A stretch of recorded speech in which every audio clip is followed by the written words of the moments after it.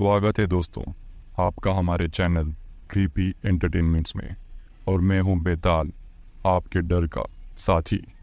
दोस्तों, क्या आपने कभी अपनी ज़िंदगी में सफ़र करते वक्त कभी एक ऐसा शॉर्टकट लिया है जो आपके ज़िंदगी की सबसे बड़ी गलती थी? आज मैं आपको कुछ ऐसी सच्ची और डरावनी कहानी बताने जा रहा हूं जो 3 दोस्तों के साथ घटित हुई। रोहन, सैम और अब्राहम, ये तीनों दोस्त रात में सफ़र करते हुए जंगल से एक ऐसा शॉर्टकट लिया जो उनकी ज़िंदगी की सबसे बड़ी गलती थी। तो चलिए सुनते हैं आज की सच्ची और डरावनी कहानी खुद रोहन की ज़ुबानी।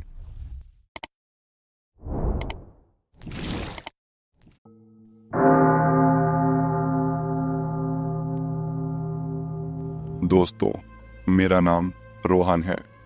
मैं कभी भूल नहीं सकता वो एक रात जो मैंने अपने 2 सबसे करीबी दोस्त सैम और अब्राहम के साथ गुजारी थी।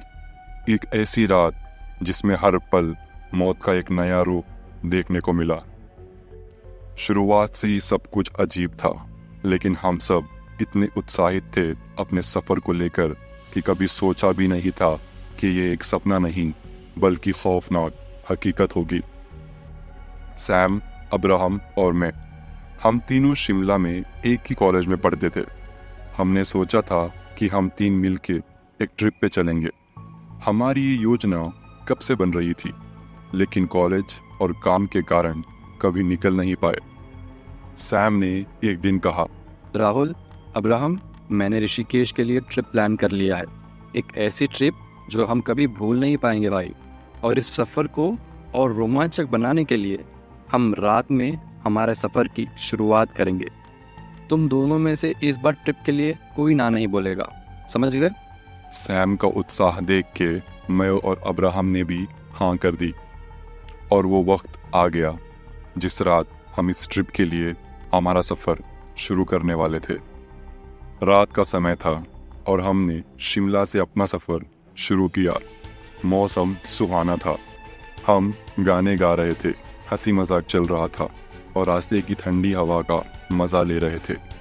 हमने सोचा था कि रात भर गाड़ी चलाकर सुबह तक ऋषिकेश पहुंच जाएंगे, इसलिए कोई चिंता नहीं थी।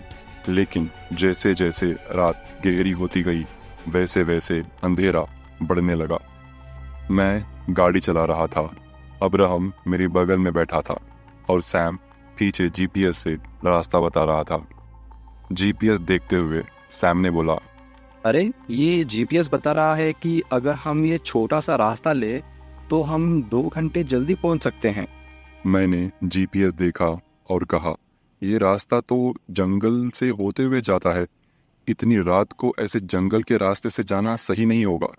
हमें कौन सी जल्दी है ऋषिकेश पहुंचने की? आराम से हाईवे वाले रास्ते से चलते हैं।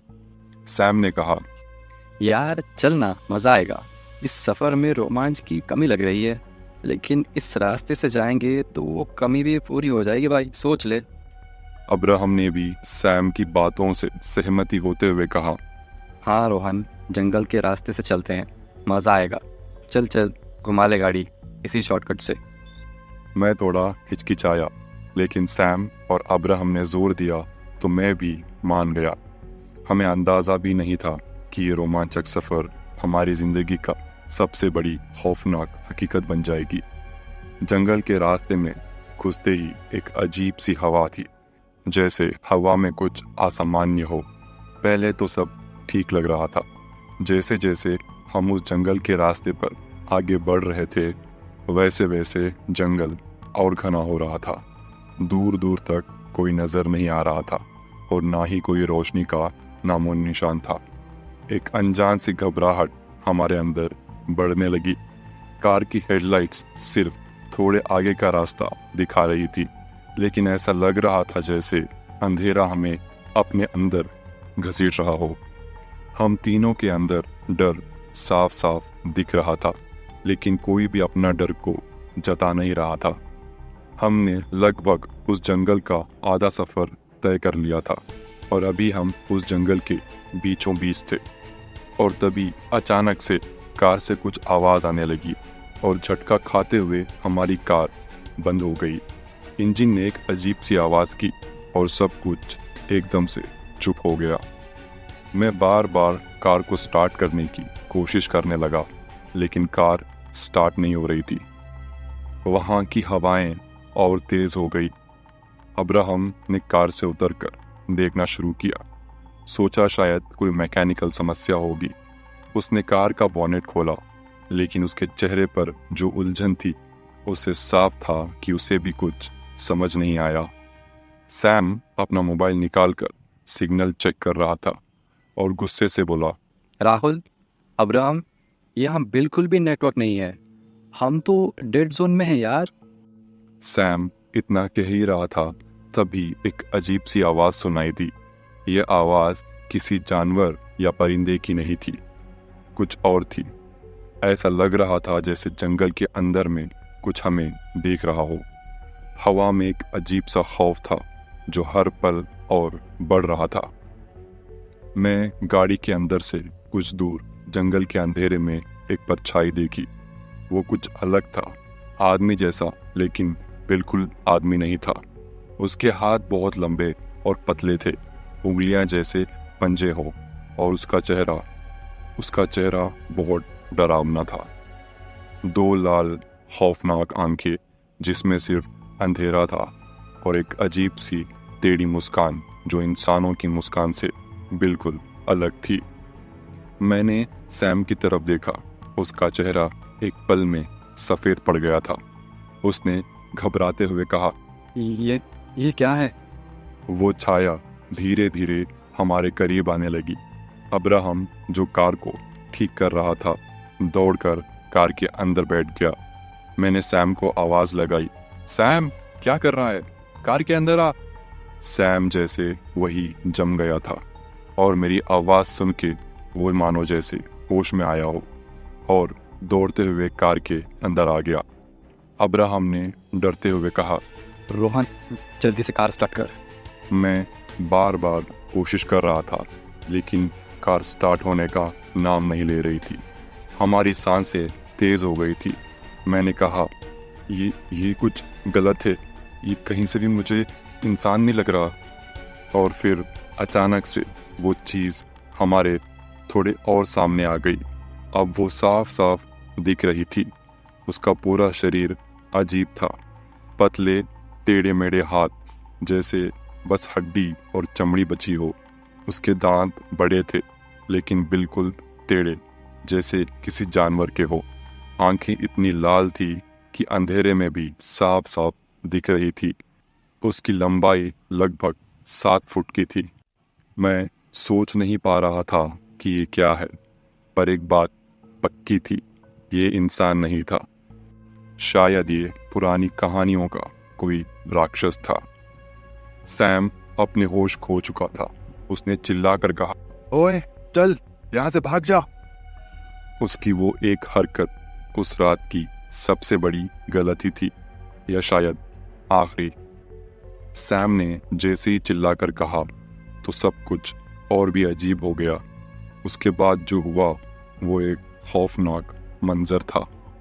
वो राक्षस जो भी था और तेज हमारी तरफ बढ़ने लगा। उसकी रफ्तार इंसानी नहीं थी। एक पल वो दूर था और अगले ही पल वो हमारे कार के बिल्कुल सामने आ गया था, जैसे एक पल में ज़मीन पर से गायब हो गया हो। उसने एक अजीब सी मुस्कान दी, जैसे मौत उसका खेल हो। उसने अपने हाथों को गाड़ी के बोनेट पर जोर से दे मारा, जैसे उसने बोनेट को तोड़ दिया हो। मैं अब भी कार को स्टार्ट करने की कोशिश कर रहा था, लेकिन कार ने जैसे हमारा साथ छोड़ दिया हो। सैम और अब्राहम के चेहरे सफ़ेद पड़ चुके थे। सैम के चेहरे पर घबराहट थी और उसने डर के मारे कार का दरवाज़ा खोल दिया और जंगल की ओर बढ़ना चाहता था। और फिर वो पल सैम के जीवन का अंतिम पल बन गया। जैसे ही सैम ने कार का दरवाज़ा खोला, वो राक्षस उसके ऊपर एक ही झटके में टूट पड़ा। उसके लंबे मजबूत हाथों ने सैम को ऐसे उठाया जैसे सैम एक पुतला हो, और उसकी गर्दन को पकड़कर हवा में उठा दिया। सैम के चेहरे पर दर्द साफ दिख रहा था। उसकी आंखों में अभी भी एक उम्मीद थी, जैसे वो समझ नहीं पा रहा था कि ये सब क्या हो रहा है। सैम चीखा, राहुल, अब्राहम, बचाओ। लेकिन हम दोनों जैसे वहां जम गए थे। हम सिर्फ देख रहे थे, बिल्कुल बेहाल। देखते ही देखते वो राक्षस अपनी उंगलियां सैम के गले में घुसा दिया और अपने उन खूनखार दांतों से सैम के गले को उसके धड़ से अलग कर दिया। सैम का लहू एकदम से बाहर निकल आया और कार के बोनेट पर गिर गया। सैम की आंखें एक पल के लिए खौफ में थी, फिर धीरे धीरे उसके चेहरे पर शांति छा गई और सब खत्म हो गया। अब्राहम चीख पड़ा, सैम, सैम!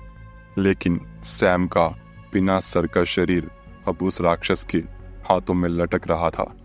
उस राक्षस ने सैम के शरीर को एक हाथ से उछालकर जंगल के अंधेरे में फेंक दिया, जैसे वो उसके लिए बस एक खेल था, जैसे उसकी मौत के कोई मायने नहीं थे।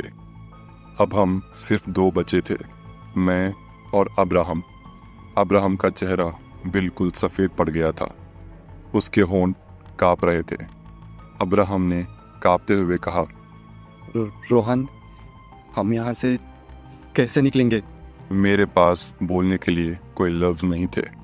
मैंने फिर से कार को स्टार्ट करने की कोशिश की, लेकिन कार मानो हमारा साथ नहीं देना चाहती।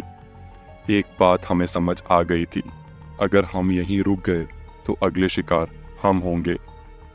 घबराहट में अब्राहम ने अपने कार का डोर खोला और भागने की कोशिश की, लेकिन तभी उस राक्षस की नज़र अब्राहम पर पड़ गई। अब्राहम ने पूरी ताकत से अपने पैर चलाए, लेकिन वो राक्षस और तेज था। एक ही झटके में उसने अब्राहम को पकड़ लिया। मैं सिर्फ वहां बैठा देख रहा था।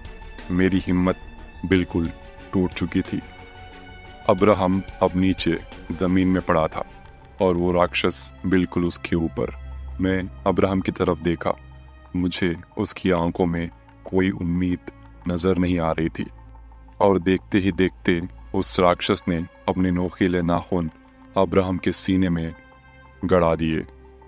खामोशी से भरा जंगल अब्राहम की चीख से गूंज उठा और फिर अब्राहम की चीखें बंद हो गई। उसका शरीर एक पुतले की तरह लटक रहा था। फिर उस राक्षस ने अब्राहम के शरीर को खींचते हुए जंगल के अंदर चला गया। मैं अब भी अपनी कार में था। सैम और अब्राहम के लहू की गंध गाड़ी के अंदर थी। डर से मेरी सांसें रुकी हुई थी और तभी मैंने सोचा, यही सही वक्त है यहाँ से भागने का। इससे पहले वो राक्षस वापस आए, मुझे यहाँ से निकलना होगा।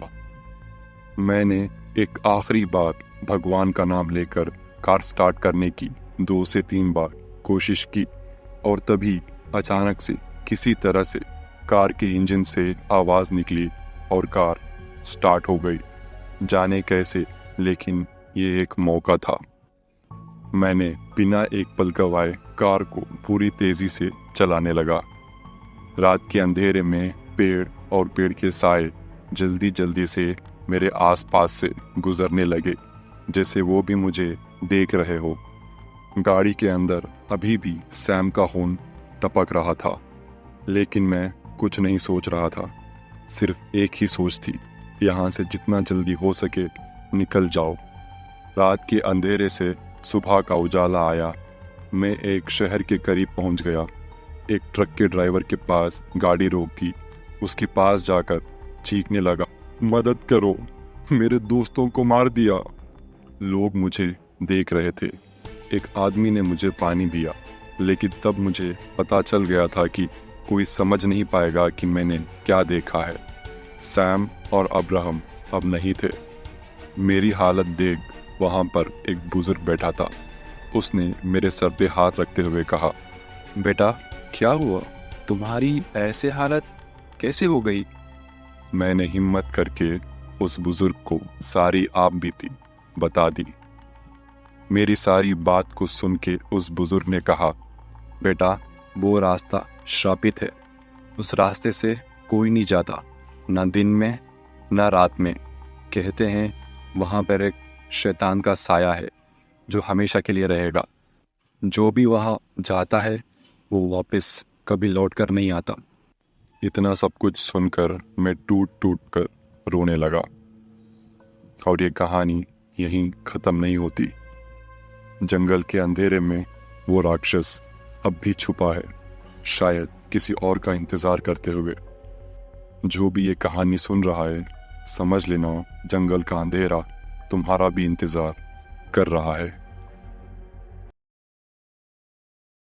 उम्मीद है आपको ये कहानी पसंद आई होगी। अगर आपको ये कहानी पसंद आई हो तो इस वीडियो को लाइक ज़रूर करें। हमारी इस कहानी के लाइक्स के टारगेट होंगे 10 लाइक्स। और हाँ, हमें कमेंट्स करके ज़रूर बताएं कि आपको ये कहानी कैसी लगी। साथ में ये भी बताएं कि अगली कहानी आप कौन सी सुनना चाहते हैं। अगर आप नए हैं तो चैनल को सब्सक्राइब करना ना भूलें, क्योंकि आपके बिना ये कहानियाँ अधूरी हैं। तो चलिए दोस्तों, अलविदा। रात के अंधेरे में जब आप अकेले होंगे, हम फिर मिलेंगे अगले एपिसोड में। तब तक के लिए सावधान रहें, क्योंकि डर कभी भी दस्तक दे सकता है।